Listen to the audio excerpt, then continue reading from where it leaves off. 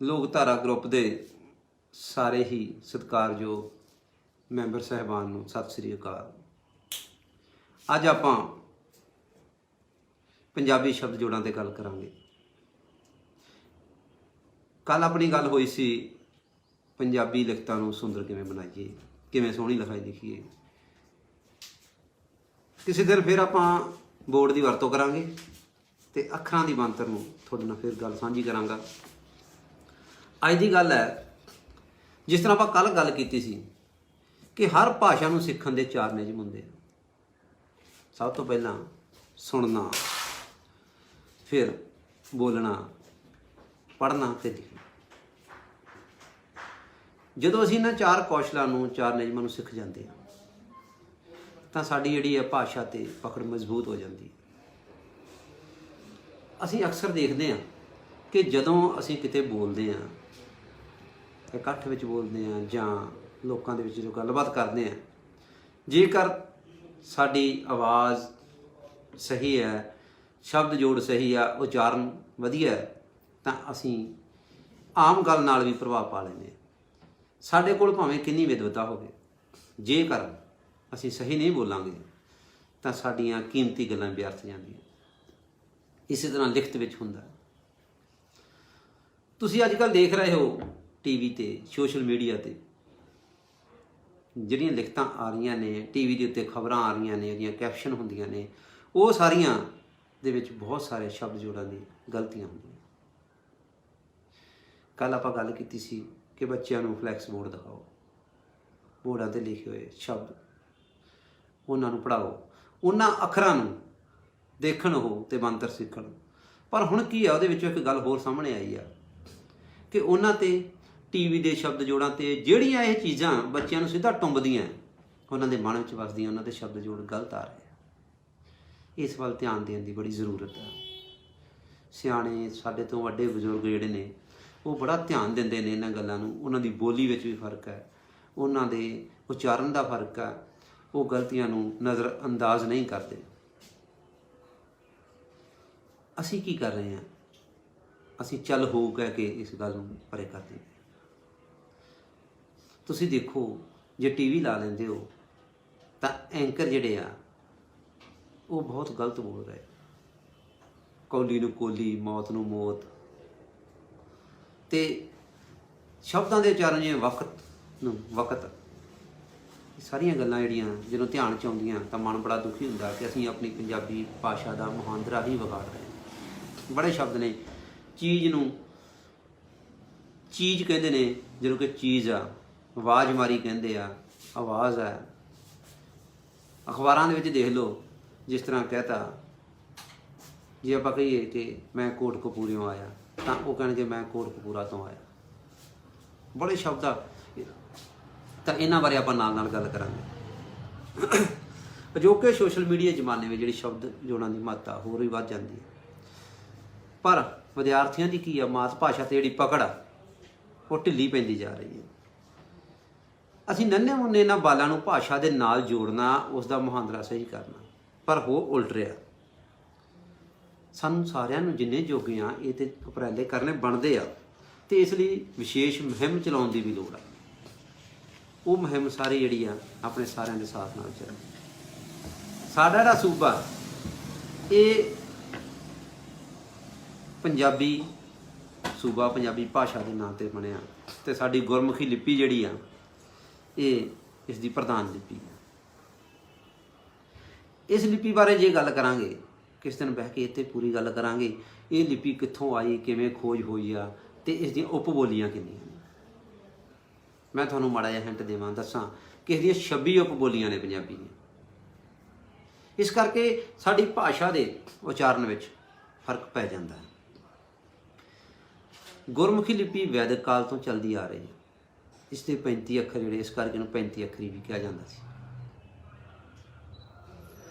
ਫਾਰਸੀ, ਅਰਬੀ, ਇਹਨਾਂ ਦੇ ਪ੍ਰਭਾਵ ਦੇ ਨਾਲ 5 ਅੱਖਰ ਫਿਰ ਜੋੜੇ ਗਏ। ਸੱਸੇ ਪੈਰ ਬਿੰਦੀ, ਖੱਖੇ ਪੈਰ ਬਿੰਦੀ, ਗੱਗੇ ਪੈਰ ਬਿੰਦੀ, ਜੱਜੇ ਪੈਰ ਬਿੰਦੀ, ਫੱਫੇ ਪੈਰ ਬਿੰਦੀ। 5 ਅੱਖਰ ਜੋੜਨ ਤੋਂ ਬਾਅਦ ਜਿਹੜੀ ਹੁਣ ਮੇਨ ਗੱਲ ਆ ਸ਼ਬਦ ਜੋੜਾਂ ਦੀ, ਲੱਲੇ ਪੈਰ ਬਿੰਦੀ, ਜਿਹੜੀ ਗਲਤੀ ਅਸੀਂ ਅਕਸਰ ਹੀ ਦੇਖਦੇ। ਇਹ ਕੀ ਗਲਤੀ? ਲੱਲੇ ਦੀ ਤਾਲਵੀਂ ਆਵਾਜ਼ ਪ੍ਰਗਟ ਕਰਨ ਲਈ ਸ਼ਬਦ ਜੋੜਾਂ ਦੇ ਵਿੱਚ ਸਪਸ਼ਟਤਾ ਲਿਆਉਣ ਦੇ ਲਈ ਲੱਲੇ ਪੈਰ ਬਿੰਦੀ ਲਾਈ ਗਈ ਹੈ। ਪੈਪਸੂ ਰਾਜ ਵੇਲੇ ਵਿਦਵਾਨਾਂ ਨੇ ਇੱਕਮਤ ਹੋ ਕੇ ਇਹ ਗੱਲ ਕੀਤੀ ਤੇ ਲੱਲੇ ਦੇ ਪੈਰ ਬਿੰਦੀ ਜਿਹੜੀ ਆ ਉਹ ਲੱਗ। ਇਹਦੇ ਬਾਰੇ ਆਪਾਂ ਗੱਲ ਕਰਦੇ ਜਾਵਾਂਗੇ। ਲੱਲੇ ਦੀ ਤਾਲਵੀਂ ਆਵਾਜ਼ ਆ, ਜਿਵੇਂ ਖਾਲੀ ਖਾਲੀ ਹੈ, ਜਿੱਥੇ ਤੇਜ਼ ਬੋਲਣਾ ਉੱਥੇ ਮੋਟਾ ਹੀ ਲੇਖਾ ਹੈ। ਬਹੁਤੇ ਜੇ ਆਪਾਂ ਨਿਯਮਾਂ 'ਚ ਨਾ ਪਈਏ ਤਾਂ ਜਿੱਥੇ ਲੱਲੇ ਨੂੰ ਅਸੀਂ ਬਹੁਤ ਛੇਤੀ ਬੋਲਾਂਗੇ ਉੱਥੇ ਅਸੀਂ ਲੱਲੇ ਪੈਰ ਬਿੰਦੀ ਲਾ ਦੇਣੀ ਹੁੰਦੀ ਹੈ। ਫਲ ਗਿਆ, ਮੈਂ ਉਸ ਦੇ ਨਾਲ ਗਿਆ, ਜਿੱਥੇ ਸਾਡੀ ਜੀਭ ਮੂੰਹ ਦੇ ਵਿੱਚ ਘੁੰਮ ਜਾਂਦੀ ਤਾਲਵੀਂ ਆਵਾਜ਼ ਦਿੰਦੀ ਆ ਉੱਥੇ ਅਸੀਂ ਲੱਲੇ ਪੈਰ ਬਿੰਦੀ ਲਾ ਦਿੰਦੇ। ਹੁਣ ਦੀਆਂ ਕਿਤਾਬਾਂ 'ਤੇ ਲਾਉਣੀ ਸ਼ੁਰੂ ਹੋ ਗਈ ਆ। ਤਾਂ ਇਹਦੇ ਨਾਲ ਸਾਡੇ ਸ਼ਬਦਾਂ ਦੇ ਅਰਥਾਂ ਦੇ ਵਖਰੀਵੇਂ ਦਾ ਬਹੁਤ ਵਧੀਆ ਤਰੀਕੇ ਨਾਲ ਪਤਾ ਲੱਗ ਜਾਂਦਾ। ਅਤੇ ਹੁਣ ਜਿਹੜੀ ਆ ਸਾਡੀ 35 ਤੇ 5 40 ਤੇ 41 ਗੁਰਮੁਖੀ ਲਿਪੀ ਦੇ 41 ਅੱਖਰ ਜਾਂ ਵਰਨ ਮੰਨੇ ਗਏ। ਜੇ ਆਪਾਂ ਇਹਨਾਂ ਦੇ ਵਰਨ ਭੇਦਾਂ ਦੀ ਗੱਲ ਕਰੀਏ ਤਾਂ ਇਹ 4 ਤਰ੍ਹਾਂ ਦੇ ਹੁੰਦੇ ਨੇ। ਸਵਰ ਜਾਂ ਸਵਰਵਾਕ, ਇਹਨਾਂ ਨੂੰ ਅਸੀਂ ਕਹਿ ਦਿੰਦੇ ਹਾਂ ਕਿ ਸਵਰਵਾਕ ਜਿਹੜੇ ਨੇ ਊੜਾ ਆੜਾ ਤੇ ਈੜੀ, ਜਿਹੜੇ ਕਿਸੇ ਹੋਰ ਅੱਖਰਾਂ ਦੀ ਸਹਾਇਤਾ ਤੋਂ ਬਿਨਾਂ ਬੇਰੋਕ ਆਵਾਜ਼ ਸਾਧ ਨਹੀਂ ਨਿਕਲਦੀ ਆ ਤਾਂ ਉਹਨਾਂ ਨੂੰ ਸਵਰਵਾਕ ਕਹਿ ਦਿੰਦੇ। ਇਸ ਤੋਂ ਬਾਅਦ ਵਿਅੰਜਨ ਆ ਜਾਂਦੇ ਨੇ।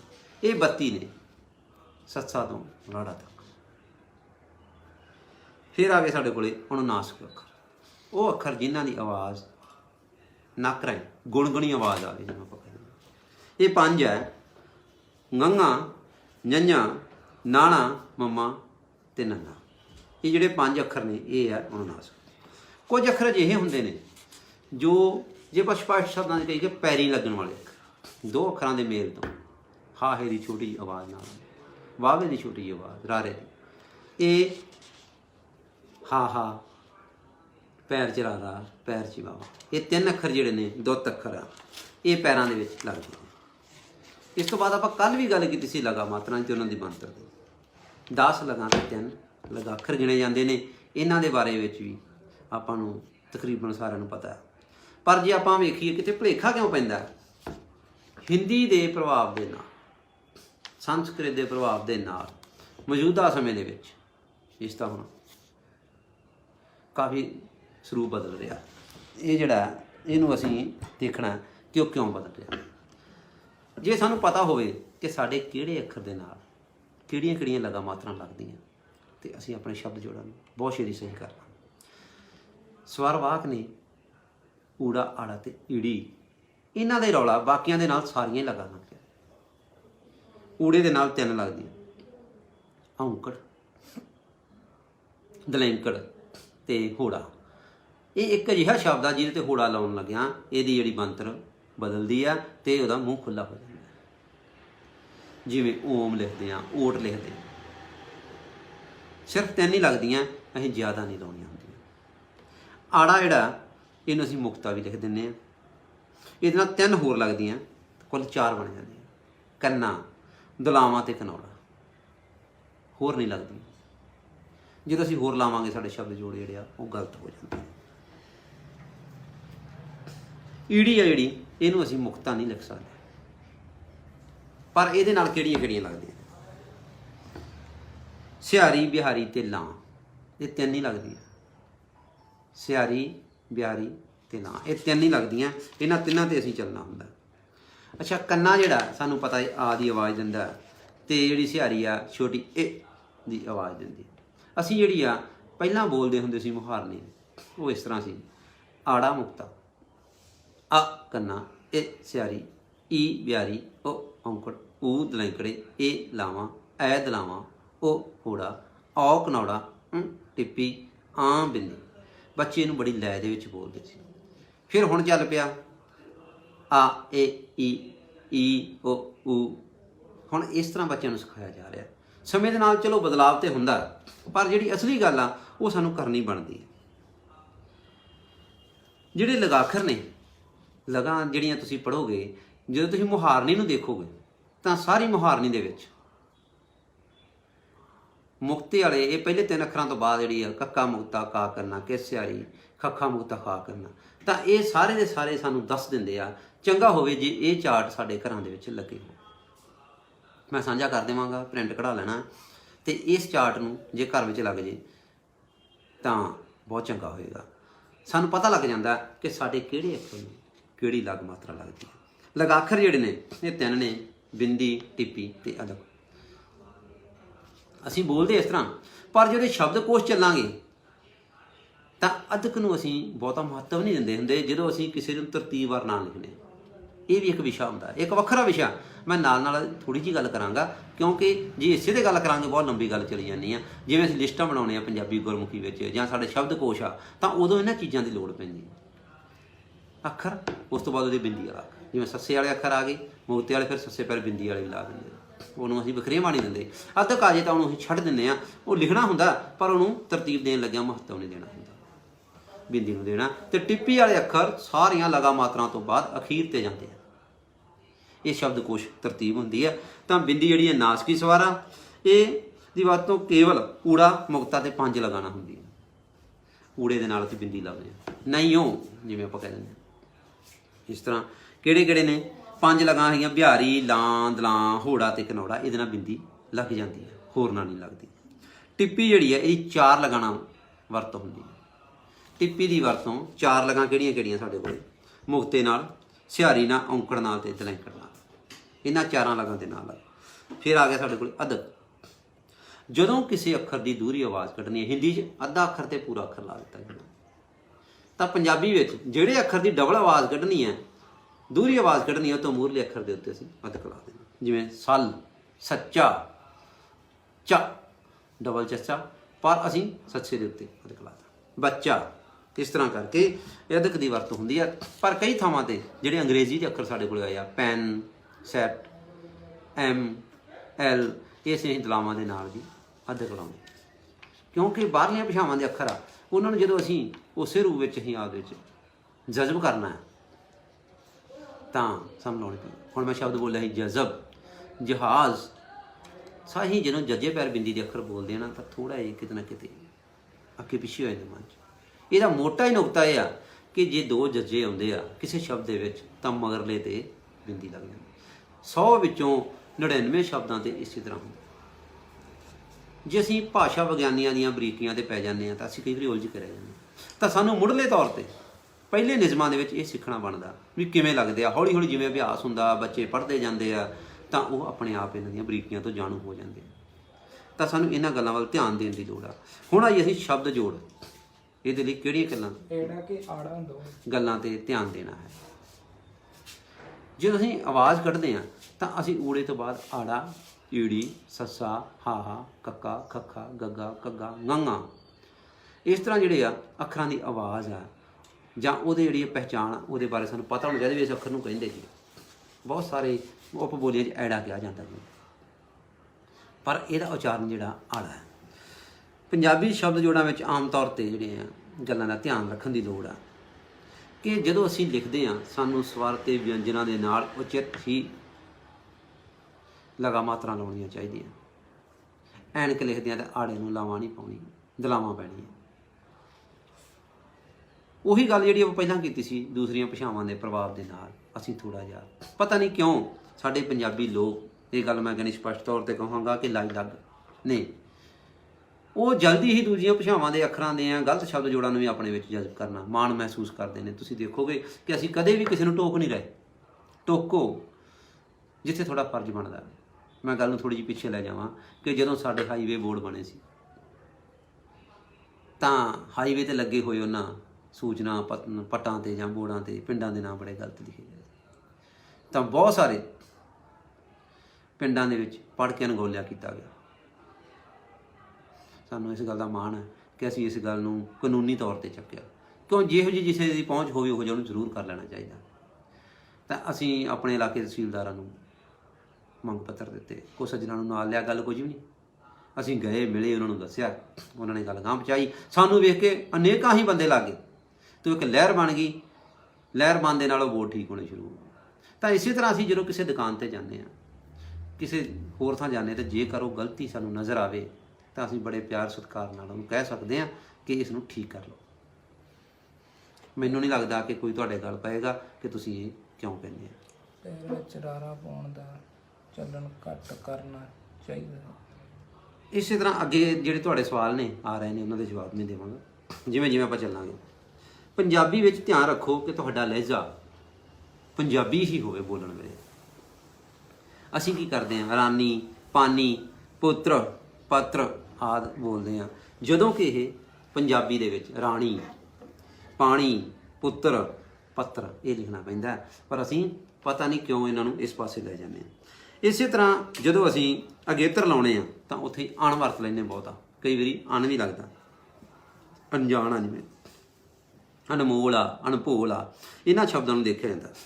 ਪੰਜਾਬੀ ਦੇ ਵਿੱਚ ਹੁਣ ਗੱਲ ਆ ਗਈ ਆ ਤੁਹਾਡੇ ਉਸ ਸਵਾਲ ਦੀ ਕਿ ਰਾਰੇ ਨੂੰ ਪੰਜਾਬੀ 'ਚ ਹੁਣ ਸੰਯੁਕਤ ਅੱਖਰਾਂ ਨੂੰ, ਇਸ ਕਰਮ ਨੂੰ ਘੱਟ ਕਰਨ ਦੀ ਕੋਸ਼ਿਸ਼ ਕੀਤੀ ਜਾ ਰਹੀ ਹੈ। ਜਿਵੇਂ ਕਿ ਕਿਰਿਆ ਲਿਖਦੇ ਸੀ, ਕੱਕੇ ਦੇ ਪੈਰ 'ਚ ਰਾਰਾ ਤੇ ਸਿਹਾਰੀ ਪਾਉਂਦੇ ਕਿਰਿਆ, ਹੁਣ ਕੱਕੇ ਨੂੰ ਸਿਹਾਰੀ, ਰਾਰੇ ਨੂੰ ਸਿਹਾਰੀ।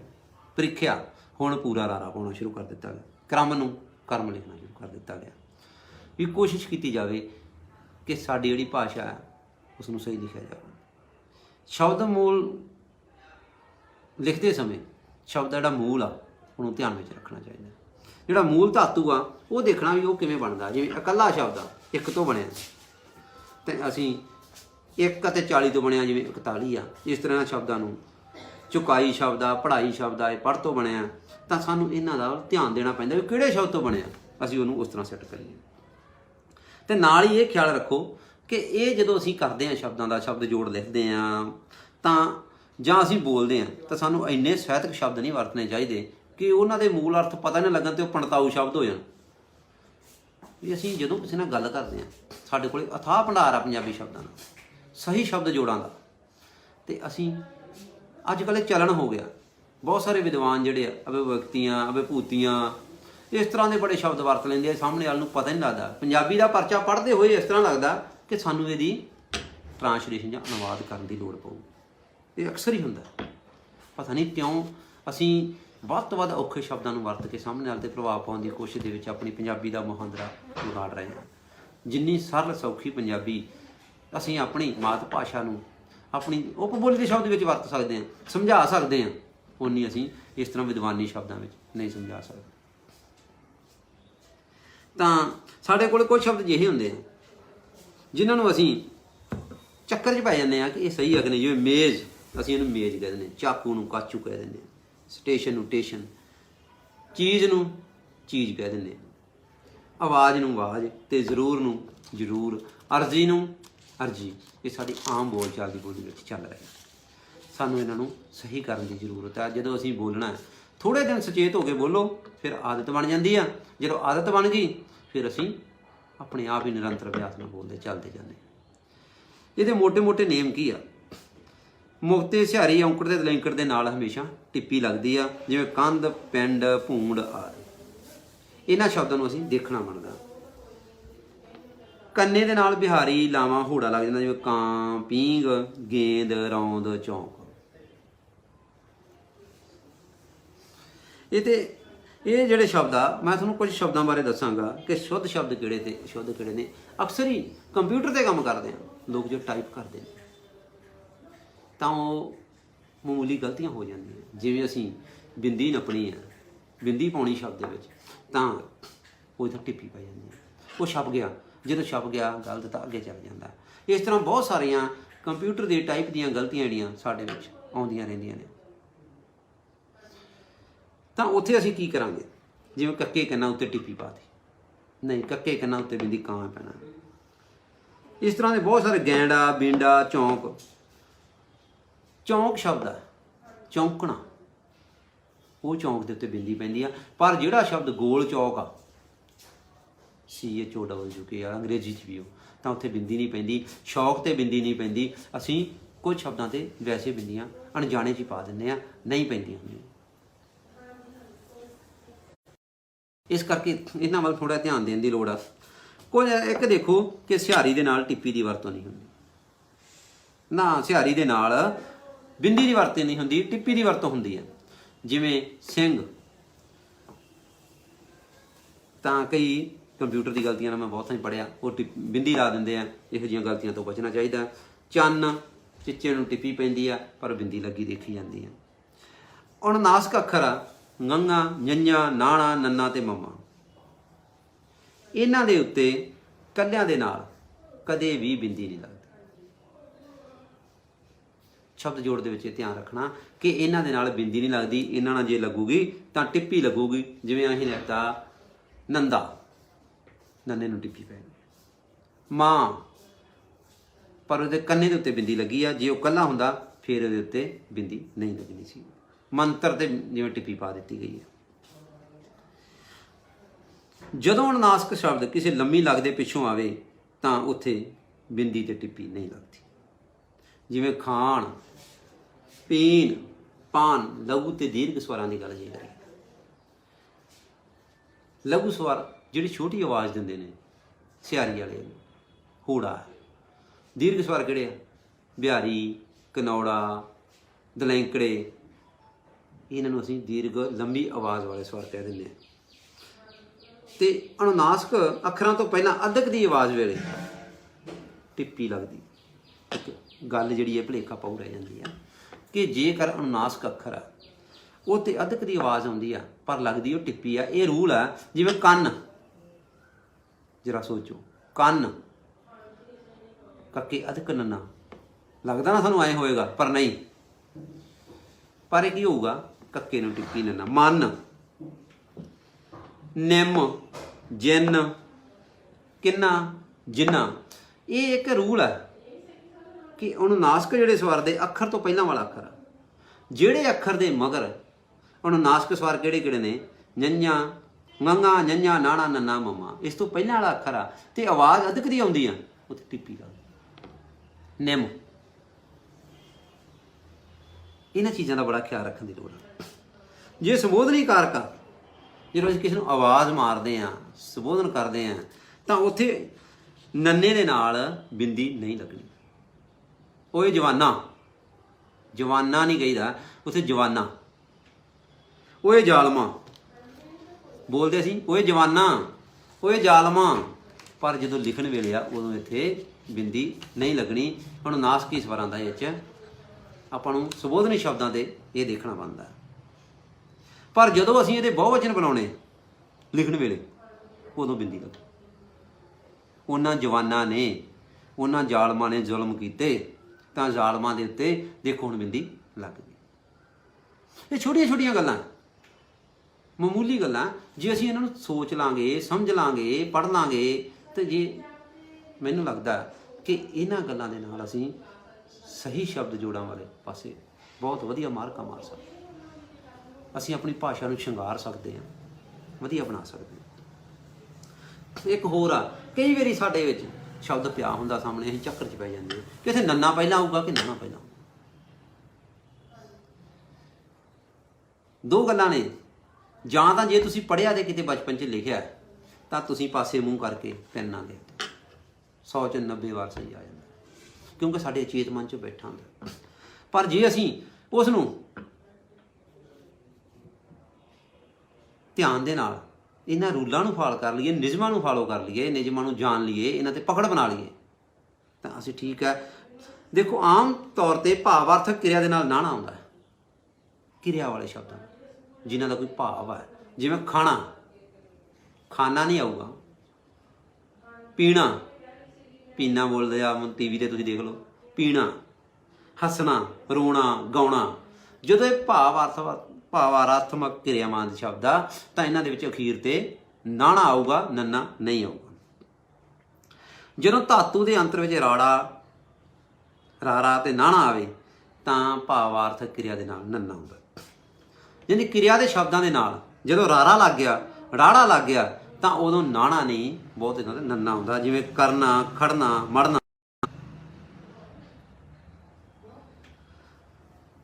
ਜਿਵੇਂ ਸੌਣਾ, ਨਾਣਾ ਪਏਗਾ। ਛਾਨਣਾ, ਛਾਨਣਾ ਤਾਂ ਉਦੋਂ ਪਹਿਲਾਂ ਨਾਣਾ ਆਊਗਾ, ਫਿਰ ਨੰਨਾ ਆਊਗਾ। ਕੁਝ ਸ਼ਬਦ ਹੁੰਦੇ ਆ ਜਿਨ੍ਹਾਂ ਦੀ ਆਵਾਜ਼ ਛਣਕਵੀਂ ਆਉਂਦੀ ਹੈ। ਛਣਕਵੀਂ ਆਵਾਜ਼, ਉਹਨਾਂ ਦੇ ਵੇਲੇ ਨਾਣੇ ਦੇ ਨਾਲ ਬੱਝਵੀਂ ਆਵਾਜ਼ ਤੇ ਨੰਨਾ ਲੱਗਦਾ। ਜਿਵੇਂ ਭੈਣ, ਛਣਕਵੀਂ ਆਵਾਜ਼ ਆ, ਮਤਲਬ ਉਹ ਘੁੰਮ ਕੇ ਆਵਾਜ਼ ਆਉਂਦੀ ਹੈ, ਛਣਕਦੀ ਭੈਣ। ਉੱਥੇ ਭੈਣ ਨਹੀਂ ਕਹਿ ਸਕਦੇ ਆਪਾਂ, ਭੈਣ ਕਵਾਂਗੇ। ਪਾਣੀ, पानी नहीं कहांगे, पानी। पर जिहड़ी बजवीं आवाज़ आ बीन ज्ञानी, इहनूं बीण ज्ञानी इवें नहीं ना कहांगे। बजवीं ते छणकी आवाज़ ਇਹ ਇੱਕ ਆਮ ਜਿਹੜੀਆਂ ਆਪਾਂ ਕਹ ਲਓ ਆਮ ਬੋਲ ਚਾਲ ਦੀ ਬੋਲੀ ਦੀਆਂ ਗੱਲਾਂ ਨੇ। ਜੇ ਅਸੀਂ ਇਹਨੂੰ ਵਿਦਵਤਾ ਵਾਲੀਆਂ ਗੱਲਾਂ 'ਚ ਕਰਾਂਗੇ ਤਾਂ ਅਸੀਂ ਚੱਕਰ 'ਚ ਪੈ ਜਾਂਦੇ ਹਾਂ। ਇਹ ਮੂਲ ਧਾਤੂ ਕਿਹੜੇ ਨੇ, ਦੂਸਰੇ ਧਾਤੂ ਕਿਹੜੇ ਨੇ, ਇਹ ਜਿਹੜੀ ਆ ਤਾਲਵੀ ਆਵਾਜ਼ ਆ, ਇਹ ਕੰਠੀ ਆ, ਇਹ ਦੰਤੀ ਆ। ਅਸੀਂ ਇਹਨਾਂ ਨੂੰ ਉੱਪਰਲੀਆਂ ਕਲਾਸਾਂ 'ਚ ਪੜ੍ਹਦੇ ਹਾਂ। ਜਦੋਂ ਅਸੀਂ ਆਮ ਗੱਲਬਾਤ ਕਰਦੇ ਹਾਂ ਤਾਂ ਸਾਨੂੰ ਸਿੱਧੀਆਂ ਗੱਲਾਂ ਸਪਸ਼ਟ ਕਰਨੀਆਂ ਚਾਹੀਦੀਆਂ ਤਾਂ ਕਿ ਅਸੀਂ ਛੇਤੀ ਸਮਝ ਸਕੀਏ ਇੱਕ ਦੂਜੇ ਦੇ ਨਾਲ। ਹੁਣ ਸਾਡੇ ਕੋਲੇ ਇੱਕ ਹੋਰ ਮਹੱਤਵਪੂਰਨ ਨੁਕਤਾ ਜਿਹਦੇ 'ਤੇ ਜਾਣਕਾਰੀ ਦੇਣੀ ਬਣਦੀ ਆ ਕਿ ਅਸੀਂ ਚੱਕਰ 'ਚ ਇਹ ਪੈਂਦੇ ਹਾਂ ਕਿ ਅਸੀਂ ਬੋਲਦੇ ਹੋਰ ਹਾਂ, ਲਿਖਦੇ ਹੋਰ ਹਾਂ। ਹਾਹੇ ਦੀ ਆਵਾਜ਼ ਵਾਲੇ ਉਹਦੇ ਨਿਯਮ ਨੇ। ਇਹ ਜਿਹੜੇ ਨਿਯਮ ਬਣੇ ਹੋਏ ਨੇ, ਇਹਨਾਂ ਨਿਯਮਾਂ ਦੀਆਂ ਤੁਸੀਂ ਜਦੋਂ ਤੁਸੀਂ ਪੜ੍ਹੋਗੇ ਨਾ ਤਾਂ ਤੁਹਾਨੂੰ ਕਿਤੇ ਨਾ ਕਿਤੇ ਜ਼ਰੂਰ ਲੱਭ ਜਾਣਗੇ।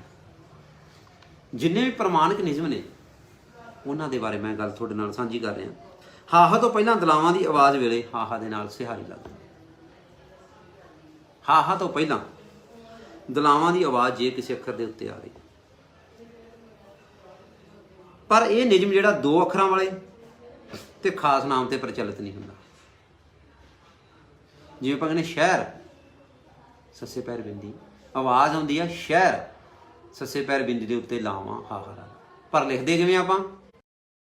ਦਲਾਵਾਂ ਲੱਗੀਆਂ ਸੀ ਨੂੰ, ਬਿੰਦੀ ਵਾਲੇ ਸੱਸੇ ਨੂੰ ਦਲਾਵਾਂ ਸੀ, ਉਹ ਦਲਾਵਾਂ ਦਿੰਦੀਆਂ ਕੱਟ ਤੇ ਹਾਹੇ ਨੂੰ ਕਰ ਦੇਣੀਆਂ ਸਿਆਰੀ। ਕਹਿਰ, ਕੱਕੇ ਦੀਆਂ ਦਲਾਵਾਂ ਕੱਟੋ ਤੇ ਹਾਹੇ ਨੂੰ ਪਾ ਦਿਓ ਸਿਆਰੀ।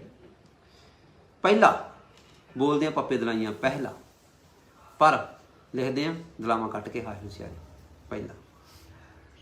ਲਹਿਰ, ਇਹ ਵੀ ਉਵੇਂ ਆ। ਕਹਿਣਾ, ਗਹਿਣਾ, ਇਹ ਜਿਹੜੇ ਸ਼ਬਦ ਆ ਹੁਣ ਤੁਸੀਂ ਇਹਨਾਂ ਨੂੰ ਸੋਚ ਕੇ ਦੇਖੋ ਕਿ ਅਸੀਂ ਦਲਾਵਾਂ ਕੱਟ ਦਿੰਦੇ ਹਾਂ ਤੇ ਅਸੀਂ ਸਿਆਰੀ ਲਾ ਦਿੰਦੇ ਹਾਂ। ਹਾਹੇ ਤੋਂ ਪਹਿਲਾਂ ਹੋੜੇ ਦੀ ਆਵਾਜ਼ ਆਵੇ ਤਾਂ ਅਸੀਂ ਉਹਨੂੰ ਔਂਕੜ 'ਚ ਬਦਲ ਦੇਣਾ ਹੁੰਦਾ, ਤਾਂ ਉਹ ਔਂਕੜ ਜਿਹੜਾ ਹਾਹੇ ਦੇ ਨਾਲ ਲਾਉਣਾ। ਜੇ ਹਾਹੇ ਤੋਂ ਪਹਿਲਾਂ ਹੋੜੇ ਦੀ ਆਵਾਜ਼ ਆਉਂਦੀ ਹੈ ਤਾਂ ਅਸੀਂ ਉਹ ਹੋੜੇ ਨੂੰ ਕੀ ਕਰਨਾ ਹੈ, ਕੱਟ ਦੇਣਾ ਤੇ ਉੱਥੇ ਉਹਦੀ ਥਾਂ ਤੇ ਔਂਕੜ ਲਾ ਦੇਣਾ। ਜਿਵੇਂ ਮੋਰ, ਮੰਮੇ ਨੂੰ ਹੋੜਾ ਹਾਹਾ ਲਾ ਦੇਣਾ,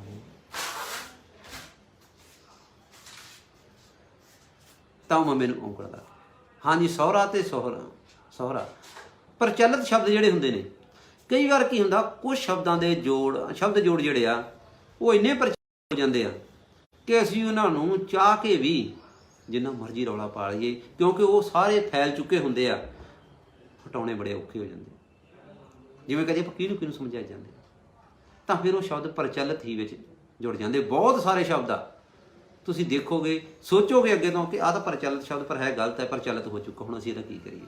ਤਾਂ ਇੱਥੇ ਮੇਰੀ ਬੇਨਤੀ ਹੈ ਕਿ ਜਿਹੜੇ ਯੂਨੀਵਰਸਿਟੀਆਂ ਦੇ ਵਿਦਵਾਨ ਨੇ ਉਹ ਆਪਸ ਵਿੱਚ ਲੜਨ ਦੀ ਥਾਂ ਤੇ, ਆਪਸੀ ਚੌਧਰ ਦੀ ਥਾਂ ਤੇ ਕਿ ਜੋ ਮੈਂ ਕਿਹਾ ਉਹੀ ਠੀਕ ਆ, ਦੂਜੇ ਦਾ ਗਲਤ ਆ, ਜੋ ਇਹਨੇ ਕਿਹਾ ਉਹ ਗਲਤ ਆ, ਜੇ ਉਹ ਸਿਰ ਜੋੜ ਕੇ ਬੈਠ ਜਾਣ, ਸਾਡੇ ਸ਼ਬਦ ਜੋੜ ਨਿਯਮ ਸਾਨੂੰ ਬਣਾ ਕੇ ਦੇਣ ਤਾਂ ਅਸੀਂ ਬੜੇ ਸੌਖੇ ਹੋ ਜਾਵਾਂਗੇ। ਪਰ ਇਹ ਨਹੀਂ ਬਣ ਰਹੇ। ਮੈਂ ਬਹੁਤ ਸਾਰੇ ਥਾਵਾਂ ਟੱਕਰਾਂ ਮਾਰ ਕੇ ਗੱਲਾਂ ਬਾਤਾਂ ਕਰਕੇ ਹੰਭ ਕੇ ਬੈਠ ਗਿਆ, ਪ੍ਰਚਲਿਤ ਨਿਯਮ ਨਹੀਂ ਬਣੇ।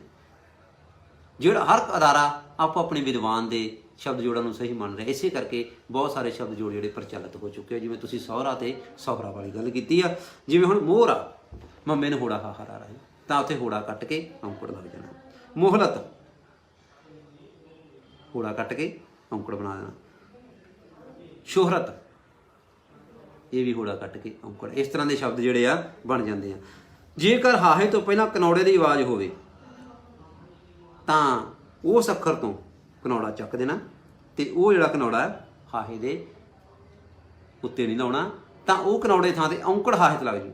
ਕਿਵੇਂ ਕਿ ਜੇਕਰ ਅੱਖਰ ਦੇ ਹਾਹੇ ਤੋਂ ਮੂਹਰਲੇ ਅੱਖਰ ਤੇ ਕਨੌੜੇ ਦੀ ਆਵਾਜ਼ ਆਉਂਦੀ ਆ ਤਾਂ ਅਸੀਂ ਉੱਥੋਂ ਕਨੌੜਾ ਕੱਟ ਦੇਣਾ ਤੇ ਹਾਹੇ ਥੱਲੇ ਔਂਕੜ ਆ ਜਾਣਾ। ਬਹੁਤ ਬੋਲਦੇ ਗਏ, ਬਹੁਤ ਤਾਂ ਨਹੀਂ ਨਾ ਬੋਲਦੇ, ਬਹੁਤ ਆਪਾਂ ਬੋਲਦੇ ਹਾਂ ਬਹੁਤ, ਪਰ ਲਿਖਦੇ ਹਾਂ ਬੱਬਾ ਹਾਹੇ ਨੂੰ ਔਂਕੜ ਤੱਤਾ, ਤਾਂ ਅਸੀਂ ਉਹ ਕਨੌੜੇ ਨੂੰ ਉੱਥੋਂ ਚੱਕਿਆ ਤੇ ਹਾਹੇ ਦੇ ਉੱਤੇ ਲਾਤਾ। ਜਿਵੇਂ ਰੋ, ਰਾਰੇ ਕਨੌੜਾ ਹਾਹਾ ਬੋਲਿਆ ਐਵੇਂ ਜਾਂਦਾ, ਲਿਖਿਆ ਰਾਰਾ ਹਾਹੇ ਨੂੰ ਔਂਕੜ ਰੋ। ਨੌ, ਨੰਨੇ ਨੂੰ ਕਨੌੜਾ ਸੀ, ਉਹ ਕੱਟਿਆ ਗਿਆ ਤੇ ਹਾਹੇ ਦੇ ਔਂਕੜ ਲੱਗ ਗਿਆ। ਮੋਹਰਾ, ਵਹੁਟੀ, ਵਹੁਟੀ ਸ਼ਬਦ ਆ, ਵਾਵੇ ਨੂੰ ਕਨੌੜਾ ਹਾਹਾ ਟੈਂਕੀ ਵਾਰੀ ਬੋਲਿਆ ਐਵੇਂ ਜਾਂਦਾ, ਪਰ ਲਿਖਣ ਵੇਲੇ ਵਾਵਾ ਕਨੌੜਾ ਉਹ ਕੱਟਿਆ ਗਿਆ, ਹਾਹੇ ਦੇ ਔਂਕੜ ਬਣ ਗਿਆ ਤੇ ਟੈਂਕੇ ਨੂੰ ਵਿਆਰੀ ਬਣ ਗਿਆ। ਇਸੇ ਤਰ੍ਹਾਂ ਸਾਡੇ ਕੋਲੇ ਆ ਗਿਆ, ਜੇ ਹਾਹੇ ਤੋਂ ਪਹਿਲਾਂ ਲਾਂ ਦੀ ਆਵਾਜ਼ ਆਵੇ ਤਾਂ ਲਾਂ ਦੀ ਥਾਂ ਤੇ ਸਿਹਾਰੀ ਲਾ ਦੇਣੀ, ਚੁੱਪ ਕਰਕੇ ਬਿਨਾਂ ਕਿਸੇ ਸੋਚਣ ਤੋਂ। ਜੇਕਰ ਹਾਹੇ ਤੋਂ ਪਹਿਲੇ ਅੱਖਰ ਤੇ ਲਾਂ ਦੀ ਆਵਾਜ਼ ਆ, ਉਹਨੂੰ ਲਾਂ ਕੱਟ ਦੇ ਤੇ ਸਿਹਾਰੀ ਬਣਾ ਦੇਣੀ। ਜਿਵੇਂ ਕਿਹੜਾ ਬੋਲਦੇ ਆ ਕਿਹੜਾ, ਤੇ ਲਿਖਦੇ ਕੱਕੇ ਸਿਹਾਰੀ ਹਾ, ਬੋਲਦੇ ਲਾਵਾਂ ਨਾਲ। ਸਿਹਰਾ ਬੋਲਦੇ ਸੱਸੇ ਲਾਵਾਂ ਤੇ ਲਿਖਦੇ ਸੱਸੇ ਸਿਹਾਰੀ ਹਾ ਹਰਾਰੇ ਕਰਨਾ। ਸ਼ਹਿਦ ਦਲਾਵਾਂ ਤੇ ਵੀ ਇਹ ਆ ਗਿਆ। ਨਹੀਂ, ਦਲਾਵਾਂ ਤੇ ਅੱਗੇ ਚੱਲਾਂਗੇ। ਪਹਿਲਾਂ ਜਿਵੇਂ ਮਿਹਨਤ ਮੰਮੇ ਨੂੰ ਲਾਵਾਂ ਹਾਹਾ ਨੰਨਾ ਤੱਤਾ, ਤਾਂ ਇੱਥੇ ਆਪਾਂ ਲਾਵਾਂ ਕੱਟੀਆਂ ਤੇ ਹਾਹੇ ਨੂੰ ਸਿਹਾਰੀ, ਇਹ ਵੀ ਮਿਹਰ ਸ਼ਬਦ ਆ। ਦਲਾਵਾਂ ਤੇ ਕੀ ਕਰਾਂਗੇ, ਦਲਾਵਾਂ ਤੇ ਅਸੀਂ ਹਾਹੇ ਨੂੰ ਸਿਹਾਰੀ ਬਣਾ ਦਿਆਂਗੇ। ਤੇ ਵਿਆਕਰਨ ਸ਼ਬਦ ਬਾਰੇ ਵੀ ਆਇਆ ਕਿ ਵਿਆਕਰਨ ਕਾਹਦੇ ਨਾਲ, ਵਿਆਕਰਨ ਹੁਣ ਜਿਹੜਾ ਪੰਜਾਬ ਸਕੂਲ ਸਿੱਖਿਆ ਬੋਰਡ ਆ, ਜਿਸ ਤਰ੍ਹਾਂ ਅਸੀਂ ਵਿਦਿਆਰਥੀ ਨੂੰ ਪੜ੍ਹਾ ਰਹੇ ਹਾਂ, ਉਹ ਨੰਨਾ ਪਾਉਂਦਾ ਵਿਆਕਰਨ।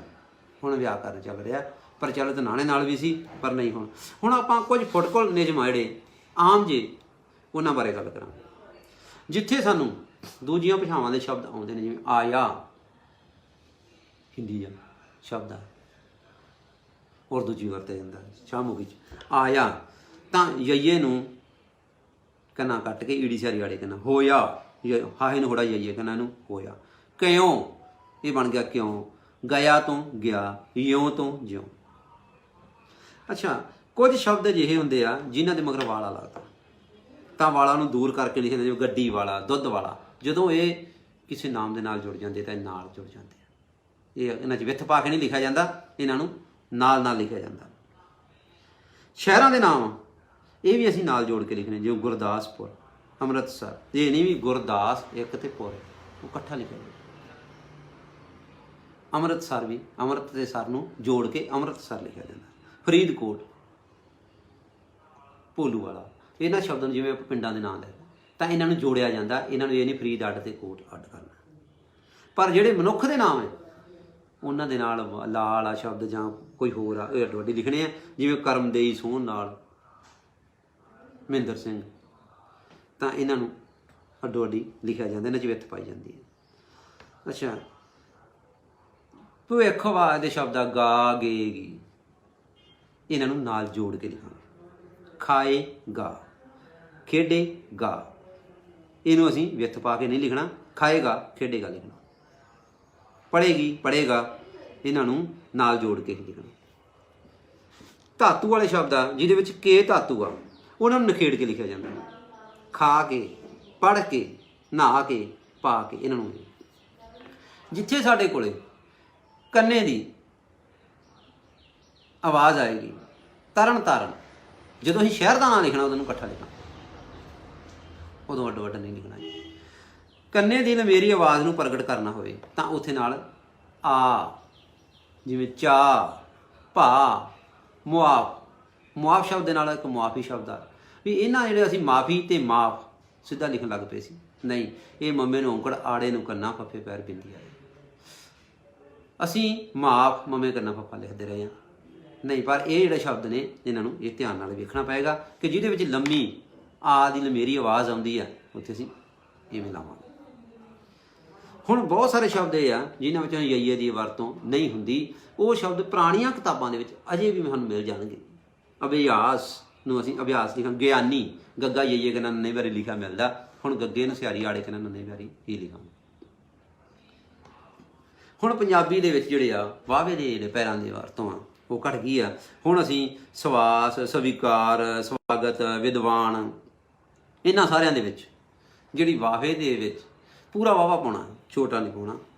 ਇਸੇ ਤਰ੍ਹਾਂ ਜਿਨ੍ਹਾਂ ਦੇ ਪੰਜਾਬੀ ਅੱਖਰਾਂ ਦੇ ਅੰਤ ਤੇ ਹਾਹੇ ਦੀ ਛੋਟੀ ਜਿਹੀ ਆਵਾਜ਼ ਆਉਂਦੀ ਹੈ ਉੱਥੇ ਵੀ ਛੋਟਾ ਵਾ, ਜਿਵੇਂ ਚੁੱਲ੍ਹਾ, ਇਹ 'ਚ ਪੈਰ 'ਚ ਹਾਹਾ। ਜਮਾ, ਜਗ੍ਹਾ, ਮੱਲੜ, ਜਿੰਨਾ, ਇਹਨਾਂ ਦੇ ਵਿੱਚ ਅਸੀਂ ਕੀ ਕਰਾਂਗੇ, ਪੈਰ 'ਚ ਹਾਹਾ ਪਾਵਾਂ। ਇਹਨਾਂ ਚੀਜ਼ਾਂ ਦਾ ਖਿਆਲ ਰੱਖਣਾ ਬਣਦਾ। ਖੜ, ਜੜ, ਗੜ, ਸੋਹਲ, ਵਰਨਾ, ਬੁੱਲਾ, ਪੜ੍ਹਨਾ, ਰਿੰਨ। ਪਰ ਕਈ ਸ਼ਬਦ ਅਜਿਹੇ ਆ ਉਹਨਾਂ ਦੇ ਵਿੱਚ ਅਸੀਂ ਹਾਹੇ ਦੀ ਆਵਾਜ਼ ਨਹੀਂ ਪਾਉਣੀ, ਜਿਵੇਂ ਜਿਹੜਾ, ਕਿਹੜਾ, ਵਿਹੜਾ, ਮਿਹਣਾ। ਇਹਨਾਂ ਵਿੱਚ ਅਸੀਂ ਹਾਹੇ ਦੇ ਪੈਰਾਂ ਦੇ ਵਿੱਚ ਨਹੀਂ ਪਾਉਣਾ। ਹਾਹੇ ਸਾਡੇ ਕੋਲ ਨਾ ਥੋੜ੍ਹੀ ਜਿਹੀ ਇੱਕ ਚੀਜ਼ ਹੋਰ ਆਉਂਦੀ ਆ, ਜਾਂਦੇ ਜਾਂਦੇ ਮੈਂ ਗੱਲ ਕਰ ਲਵਾਂ ਕਿ ਰਾਰੇ ਨੂੰ ਕਿੱਥੇ ਪੈਰੀ ਵਰਤਣਾ ਤੇ ਕਿੱਥੇ ਨਹੀਂ ਵਰਤਣਾ। ਪੂਰਾ ਰਾਰਾ ਵਰਤੋ, ਪਰ ਜਿੱਥੇ ਇਹਦੇ ਸ਼ਬਦ ਉਚਾਰਨ ਸਾਨੂੰ ਓਪਰਾ ਜਿਹਾ ਲੱਗੇ ਉੱਥੇ ਹੀ ਪੈਰੀ ਵਰਤਣਾ। ਜਿਵੇਂ ਕਿਰਪਾ ਪੂਰੇ ਰਾਰੇ ਵਾਲਾ, ਇੰਦਰ ਅਸੀਂ ਇੰਦਰ ਬੋਲਦੇ ਹਾਂ, ਇੰਦਰ ਨਹੀਂ ਬੋਲਦੇ ਤਾਂ ਉੱਥੇ ਅਸੀਂ ਪੂਰਾ। ਸ਼ਰਧਾ, ਕਿਰਿਆ, ਪੁੱਤਰ, ਪਰਜਾ, ਪਾਤਰ, ਪ੍ਰਗਟ, ਪੱਤਰ, ਗ੍ਰੰਥ, ਪੱਤਰ ਤੱਕ ਜਿਹੜੇ ਮੈਂ ਬੋਲੇ ਨੇ ਇਹਨਾਂ ਦੇ ਵਿੱਚ ਤੁਸੀਂ ਪੂਰਾ ਰਾਰਾ ਪਾਉਣਾ।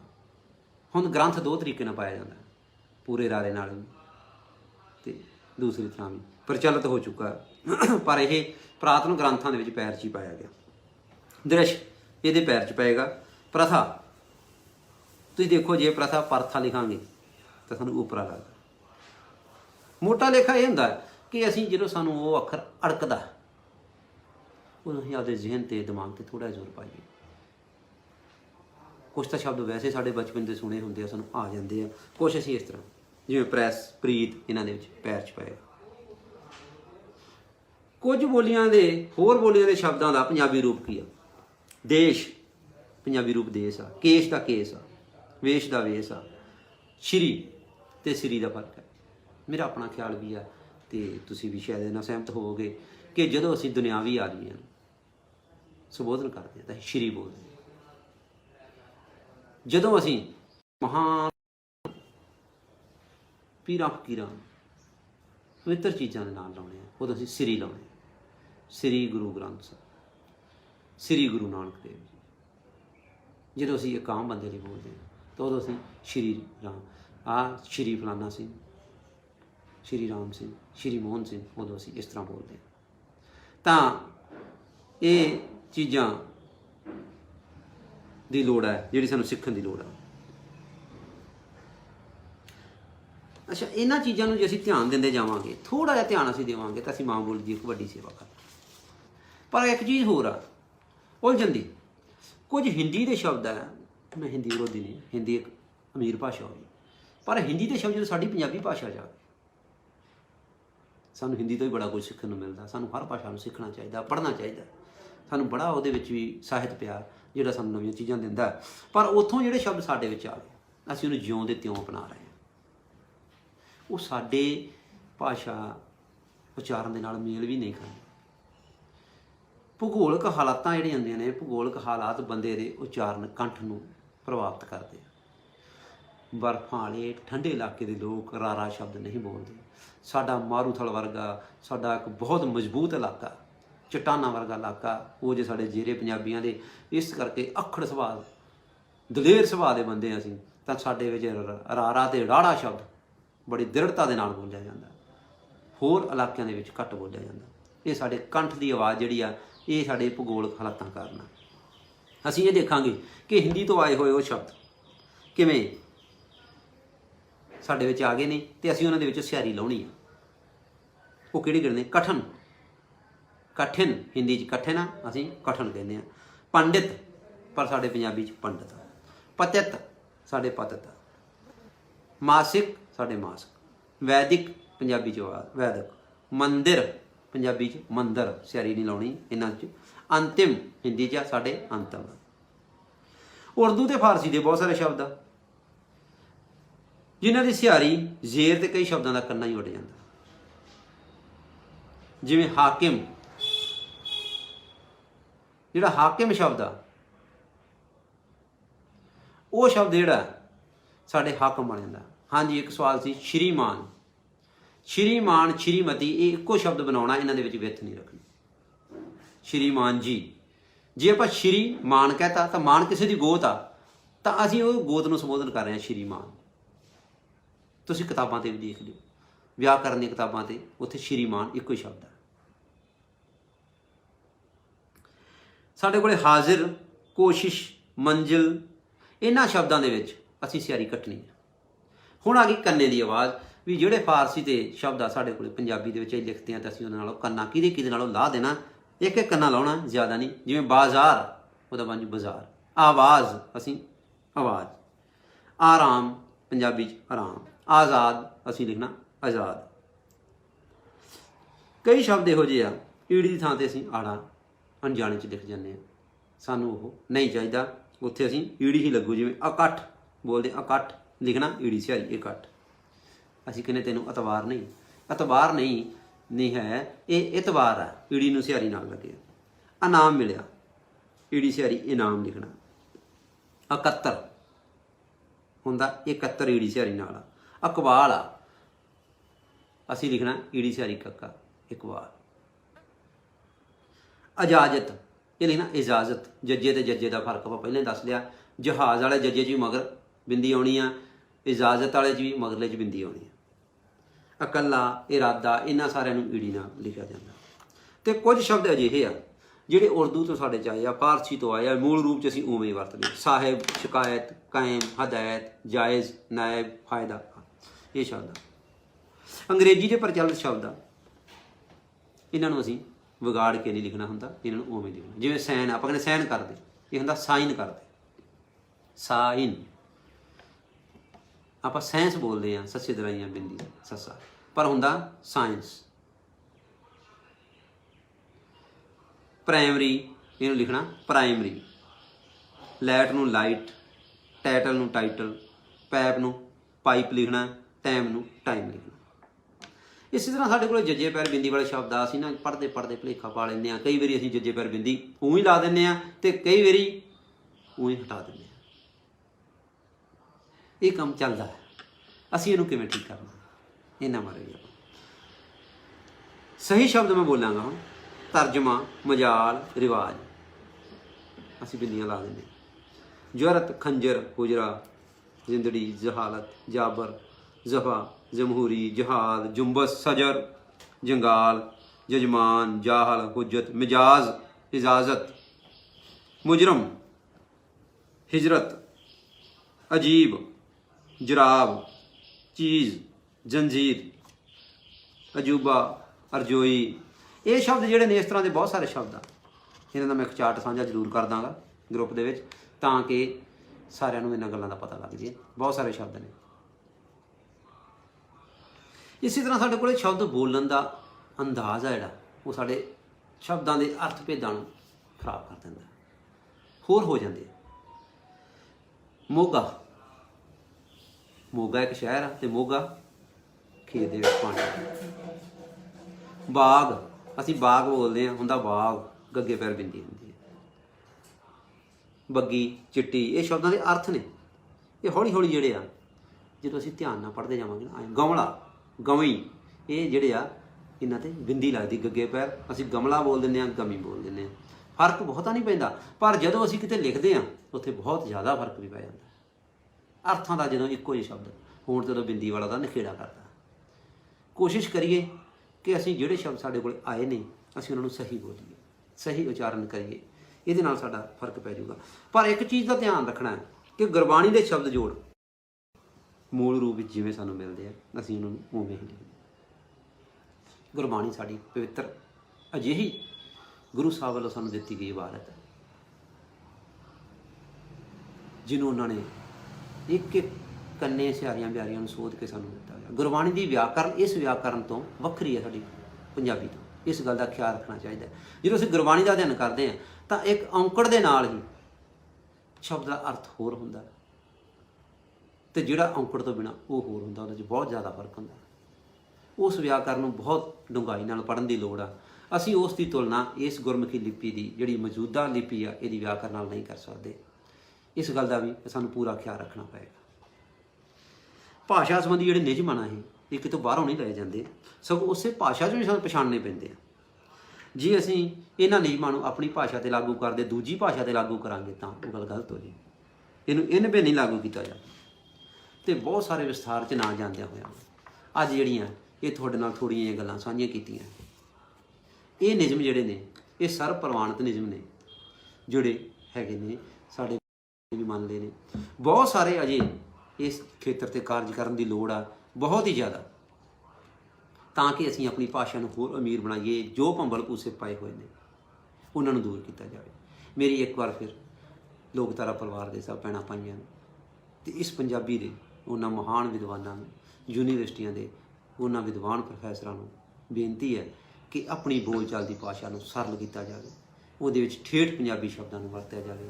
ਵਿਸਰੇ ਹੋਏ ਸ਼ਬਦਾਂ ਦੀ ਇੱਕ ਲੜੀ ਮੈਂ ਜਲਦੀ ਹੀ ਤੁਹਾਡੇ ਸਾਹਮਣੇ ਪੇਸ਼ ਕਰਾਂਗਾ, ਜਿਹਦੇ ਵਿੱਚ 200 ਤੋਂ 250 ਪੰਨੇ ਦੀ ਇੱਕ ਪੂਰੀ ਕਿਤਾਬ ਆ ਕਿ ਉਹ ਸ਼ਬਦ ਸਾਡੇ ਨੇ, ਅਸੀਂ ਉਹਨਾਂ ਨੂੰ ਅਣਜਾਣੇ 'ਚ ਵਿਸਾਰ ਰਹੇ ਹਾਂ, ਉਹਨਾਂ ਦੀ ਵਰਤੋਂ ਕੀਤੀ ਜਾਵੇ। ਅਤੇ ਆਪਣੀ ਭਾਸ਼ਾ ਦੇ ਸਰਵ ਪ੍ਰਵਾਨਿਤ ਨਿਯਮ ਬਣਾਏ ਜਾਣ ਤਾਂ ਕਿ ਕਿਸੇ ਤਰ੍ਹਾਂ ਦੀ ਵੀ ਕੋਈ ਭੰਬਲ ਭੂਸੇ ਦੀ ਗੁੰਜਾਇਸ਼ ਨਾ ਰਹਿੰਦੀ ਹੋਏ, ਅਤੇ ਅਸੀਂ ਆਪਣੀ ਭਾਸ਼ਾ, ਇਸ ਅਮੀਰ ਭਾਸ਼ਾ ਨੂੰ, ਦੁਨੀਆ ਦੀ ਸਭ ਤੋਂ ਅਮੀਰ ਅਤੇ ਸਭ ਤੋਂ ਸਮਰੱਥ ਭਾਸ਼ਾ ਜਿਹਦੇ ਵਿੱਚ ਹਰ ਧੁਨੀ ਬੋਲੀ ਜਾਂਦੀ ਹੈ, ਨੂੰ ਹੋਰ ਅਮੀਰ ਬਣਾਈਏ। ਇਹ ਸਭ ਦੇ ਲਈ ਤੁਹਾਡਾ ਸਾਰਿਆਂ ਦੇ ਸਹਿਯੋਗ ਦੀ ਲੋੜ ਹੈ। ਤੁਸੀਂ ਬੜਾ ਮਾਣ ਬਖਸ਼ਿਆ, ਤੁਹਾਡਾ ਸਾਰਿਆਂ ਦਾ ਸੁਣਨ ਦੇ ਲਈ ਆਏ ਹੋਏ ਸੁਝਾਵਾਂ ਨੂੰ ਮੈਂ ਨੋਟ ਕਰਦਾ, ਬਹੁਤ ਬਹੁਤ ਧੰਨਵਾਦ ਕਰਦਾ, ਸ਼ੁਕਰੀਆ ਅਦਾ ਕਰਦਾ ਕਿ ਤੁਸੀਂ ਇਸੇ ਤਰ੍ਹਾਂ ਪਿਆਰ ਦਿੰਦੇ ਰਹੋਗੇ, ਅਤੇ ਮੈਂ ਜਿੰਨੇ ਜੋਗਾ ਮਾਂ ਬੋਲੀ ਦੀ ਸੇਵਾ ਇਸ ਤਰ੍ਹਾਂ ਕਰਦਾ ਰਹਾਂਗਾ। ਤੁਹਾਡਾ ਆਪਣਾ, ਗਲਤੀ ਹੋਵੇ ਤਾਂ ਖਿਮਾ ਦਾ ਜਾਚਕਾਂ। ਵਾਹਿਗੁਰੂ ਜੀ ਕਾ ਖਾਲਸਾ, ਵਾਹਿਗੁਰੂ ਜੀ ਕੀ ਫਤਿਹ।